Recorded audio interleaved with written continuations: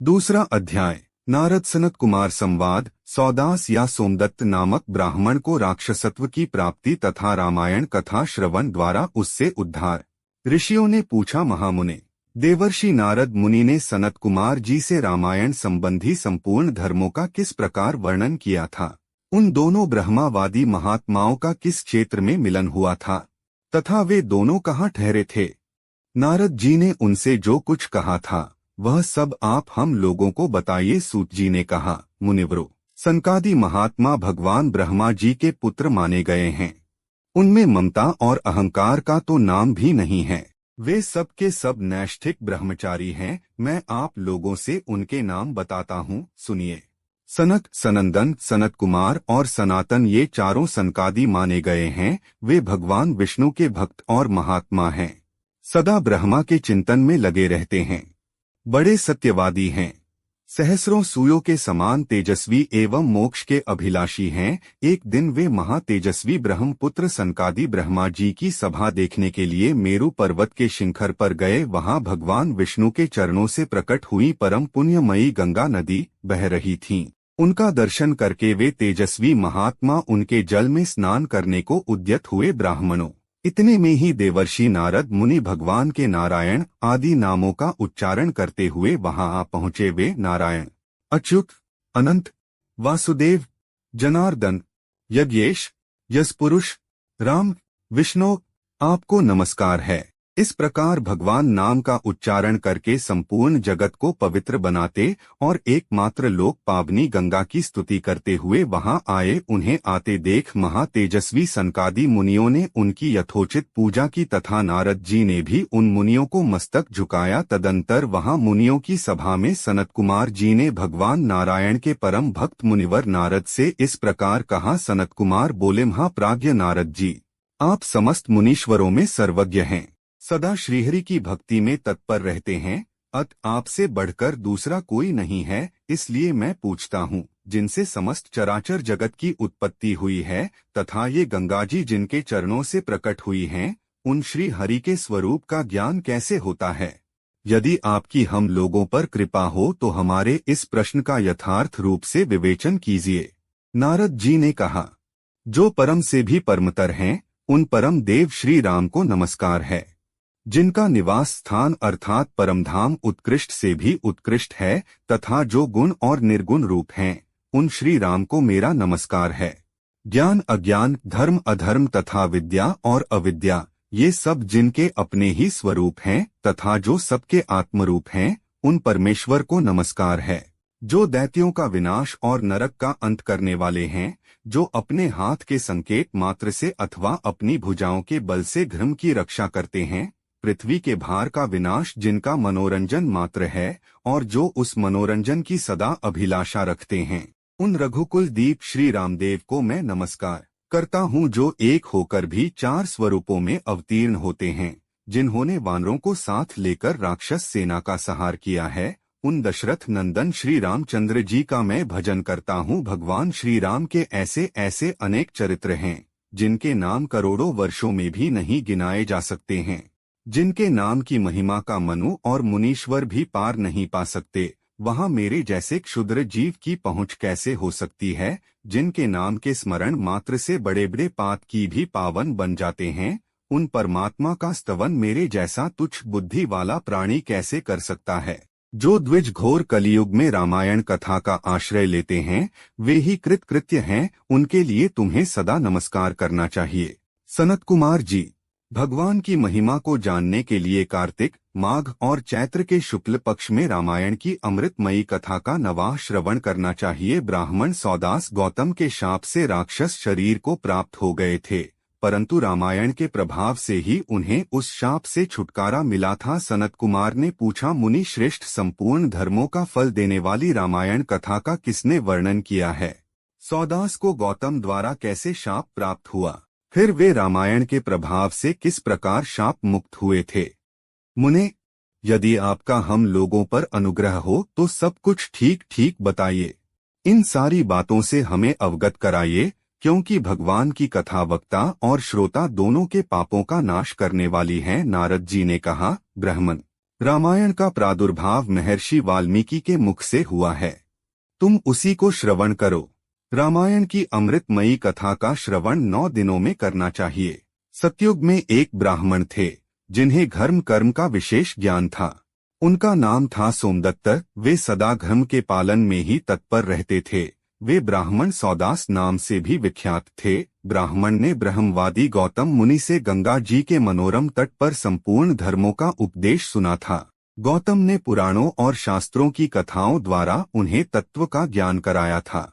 सौदास ने गौतम से उनके बताए हुए संपूर्ण धर्मों का श्रवण किया था। एक दिन की बात है, सौदास परमेश्वर शिव की आराधना में लगे हुए थे।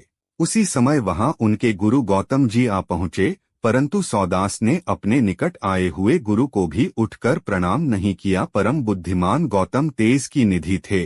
वे शिष्य के बर्ताव से रुष्ट न होकर शांत ही बने रहे। उन्हें यह जानकर प्रसन्नता हुई कि मेरा शिष्य सौदास शास्त्रोक्त कर्मों का अनुष्ठान करता है। किंतु सौदास ने जिनकी आराधना की थी वे संपूर्ण जगत के गुरु महादेव शिव गुरु की अवहेलना से होने वाले पाप को न सह सके। उन्होंने सौदास को राक्षस की योनि में जाने का शाप दे दिया। तब विनय कला कोविद ब्राह्मण ने हाथ जोड़कर गौतम से कहा, ब्राह्मण बोले, संपूर्ण धर्मों के ज्ञाता, सर्वदर्शी, सुरेश्वर, भगवन, मैंने जो अपराध किया है वह सब आप क्षमा कीजिए। गौतम ने कहा, वत्स, कार्तिक मास के शुक्ल पक्ष में तुम रामायण की अमृतमयी कथा को भक्ति भाव से आदर पूर्वक श्रवण करो। इस कथा को 9 दिनों में सुनना चाहिए। ऐसा करने से यह शाप अधिक दिनों तक नहीं रहेगा, केवल 12 वर्षों तक ही रह सकेगा। ब्राह्मण ने पूछा, रामायण की कथा किसने कही है तथा उसमें किसके चरित्रों का वर्णन किया गया है? महामते, यह सब संक्षेप से बताने की कृपा करें। यूं कहकर मन ही मन प्रसन्न हो सौदास ने गुरु के चरणों में प्रणाम किया। गौतम ने कहा, ब्राह्मण सुनो, रामायण काव्य का निर्माण वाल्मीकि मुनि ने किया है। जिन भगवान श्री राम ने अवतार धारण करके रावण आदि राक्षसों का संहार किया और देवताओं का कार्य संवारा था, उन्हीं के चरित्र का रामायण काव्य में वर्णन है। तुम उसी का श्रवण करो। कार्तिक मास के शुक्ल पक्ष में 9वें दिन अर्थात प्रतिपदा से नवमी तक रामायण की कथा सुननी चाहिए। वह समस्त पापों का नाश करने वाली है। ऐसा कहकर पूर्ण काम गौतम ऋषि अपने आश्रम को चले गए। इधर सोमदत्त या सौदास नामक ब्राह्मण ने दुख मग्न होकर राक्षस शरीर का आश्रय लिया। वे सदा भूख प्यास से पीड़ित तथा क्रोध के वशीभूत रहते थे। उनके शरीर का रंग कृष्ण पक्ष की रात के समान काला था। वे भयानक राक्षस होकर निर्जन वन में भ्रमण करने लगे। वहां वे नाना प्रकार के पशुओं, मनुष्यों, सांप, बिच्छू आदि जंतुओं, पक्षियों और वानरों को बलपूर्वक पकड़कर खा जाते थे।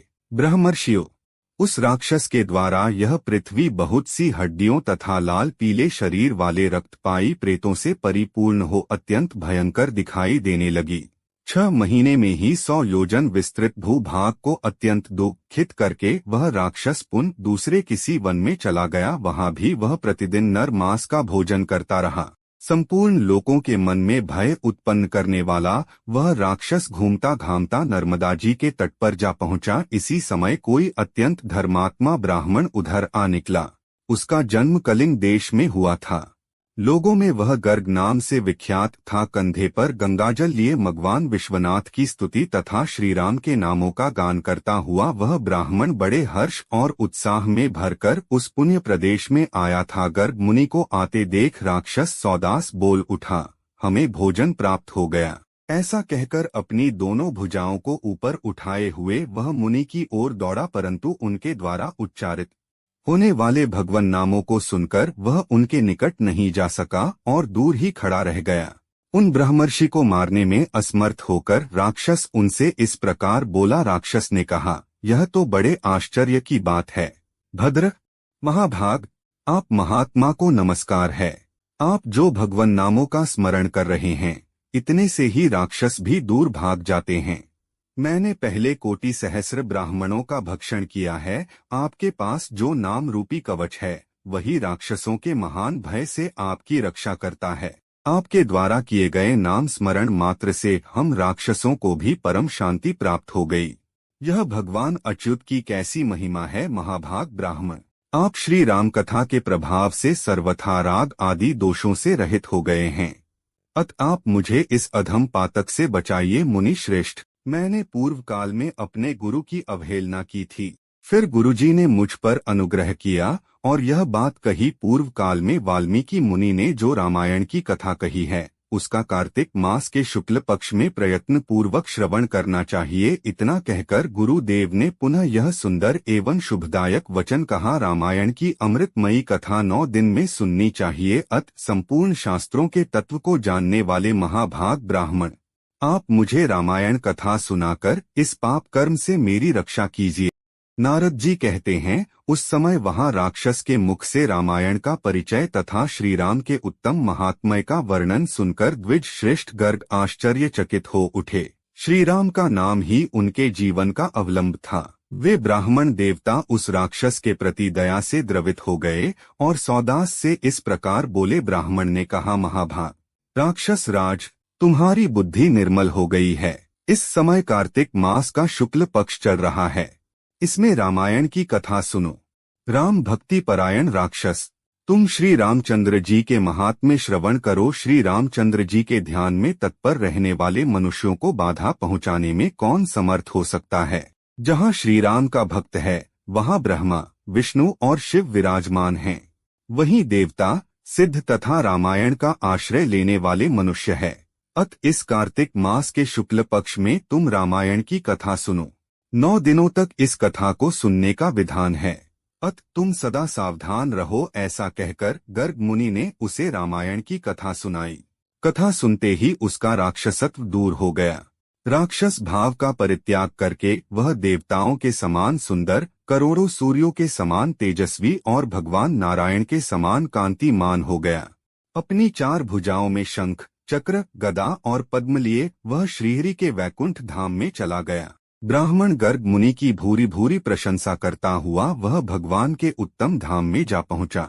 नारद जी कहते हैं, विप्रवरो, आथा आप लोग भी रामायण की अमृतमयी कथा सुनिए। इसके श्रवण की सदा ही महिमा है, किंतु कार्तिक मास में विशेष बताई गई है। रामायण के नाम का स्मरण करने से ही मनुष्य करोड़ों महापातकों तथा समस्त पापों से मुक्त हो परम गति को प्राप्त होता है। मनुष्य रामायण नाम का जब एक बार भी उच्चारण करता है तभी वह समस्त पापों से मुक्त हो जाता है और अंत में भगवान विष्णु के लोक में चला जाता है। जो मनुष्य सदा भक्ति भाव से रामायण कथा को पढ़ते और सुनते हैं उन्हें गंगा स्नान की अपेक्षा 100 गुना पुण्य फल प्राप्त होता है। इस प्रकार श्री स्कंद पुराण के उत्तरखंड में नारद सनत कुमार संवाद के अंतर्गत वाल्मीकि रामायण महात्म्य के प्रसंग में राक्षस का उद्धार नामक दूसरा अध्याय संपूर्ण हुआ।